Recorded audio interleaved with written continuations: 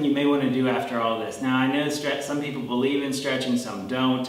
I'm just going to show you a few things that may work if you have tight calves that you may want to try. One thing I'll say about stretching is you probably don't want to hold things longer than about 15 to 30 seconds as far as the stretches go. Like if you're getting into a minute or 2 minute hold, I kind of caution against that. But if you got really tight calves, give yourself, set yourself up with about, 3 sets of 10 repetitions, maybe.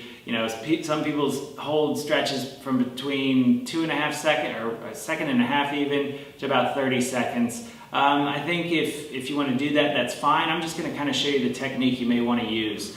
So the first one I'm going to show you is kind of hitting the deep calf muscles, or those muscles that we were smushing first, along with the toe flexors, which also may get pretty tight here, right? So having a wedge is great for this. But the first thing is when you go after the calves is you gotta get into a kneeling lunge position.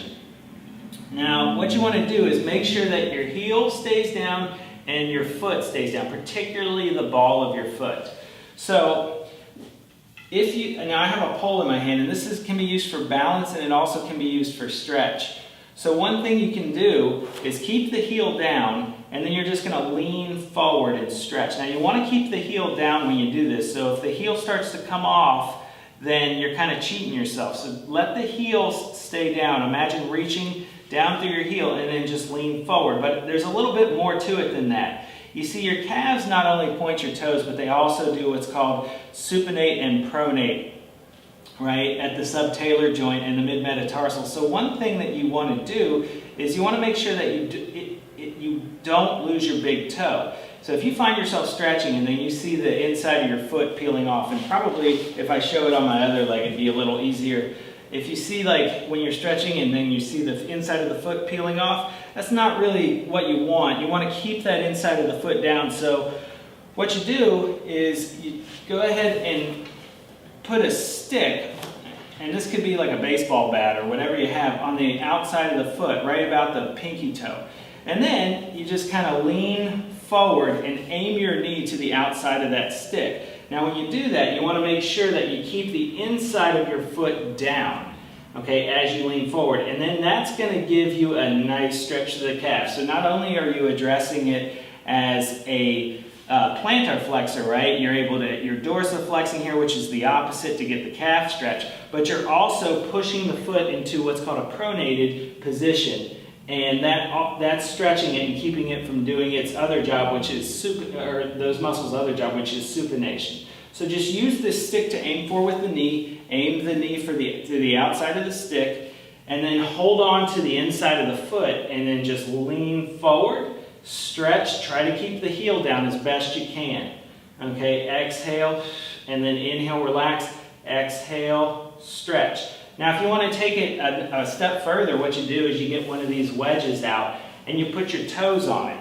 This is going to cause your toes to start to extend a little bit, and if they're tight, remember we did those toe joint mobilizations, if they're tight, this is going to feel like a little bit extra.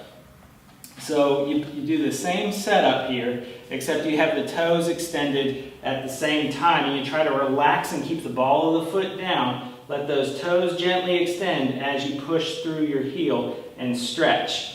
Okay, you don't want to, and like I said, avoid rolling to the inside or outside of the foot. That hits the deeper muscles of the calves and can really feel nice, and a great thing to do before you, even after you warm up. Let's say you've rolled out a bit and then you want to go and do like some warm-up jog and a few sprints before you enter into your main set. That's great. You come back and you can stretch afterwards. So that's one. Now, if you want to hit the more superficial muscles, the two joint muscles, it's essentially the same kind of setup, except you would do it with straight legs. So the way it would work, if you can kind of imagine the wall being right here, is you would just kind of keep your heels on the ground, and you can use this wedge in the same way.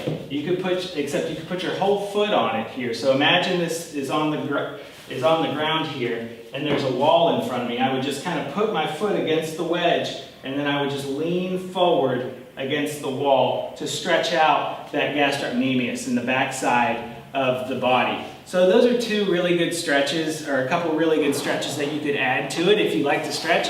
If you don't like to stretch and just like to roll out, that's fine too. I think it's a bit of personal preference with it. I tend to have tighter calves, so it feels good to me, and I continue to do it and find some success with it. But like I said, it's by no means necessary.